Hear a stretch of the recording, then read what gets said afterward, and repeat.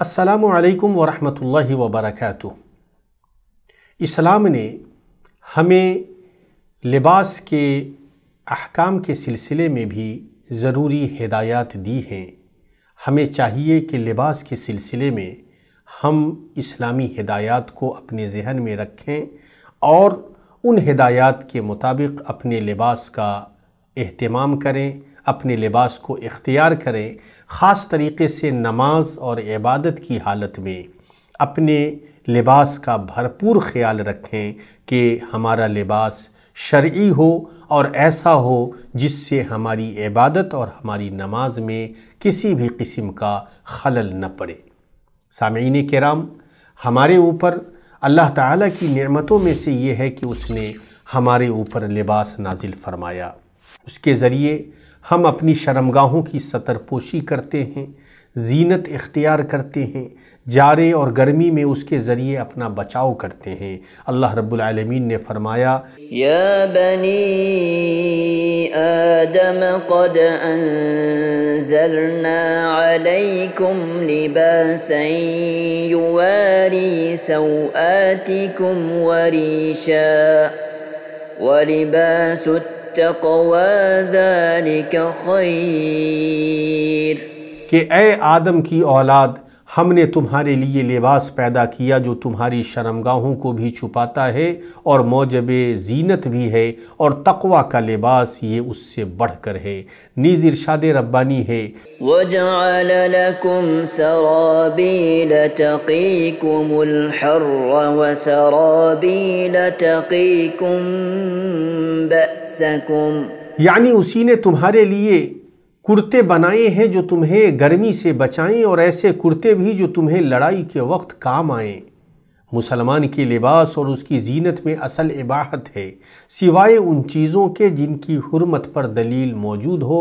لباس کے ضوابط میں سے چند اہم ضابطے ہمیں اپنے ذہن میں رکھنا چاہیے، اور ان میں سے اہم یہ ہے کہ لباس میں مردوں کی عورتوں یا عورتوں کی مردوں سے مشابہت نہ ہو، جیسا کہ بخاری نے عبداللہ ابن عباس رضی اللہ عنہ سے روایت کیا ہے۔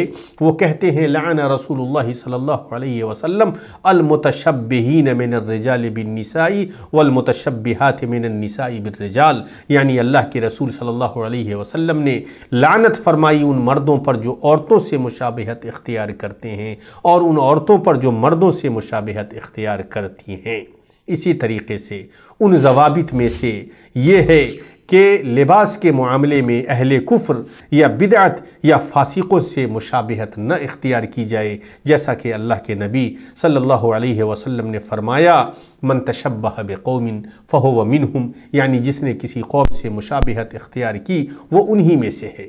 اسی طریقے سے لباس کے ضوابط میں سے یہ ہے کہ وہ لباس شہرت نہ ہو، اور وہ ایسا لباس ہے جو سماج و معاشرے کے عادات و اطوار کے برخلاف ہو اور جو حیت و کیفیت میں غیر معروف ہو، جیسا کہ اللہ کے نبی صلی اللہ علیہ وسلم نے فرمایا، من لبس ثوب شہرت فی الدنیا البسہ اللہ ثوب مذلت یوم القیامہ، یعنی جس نے دنیا میں شہرت کا لباس زیب تن کیا تو اللہ تعالیٰ قیامت کے دن اسے ذلت کا لباس پہنائے گا۔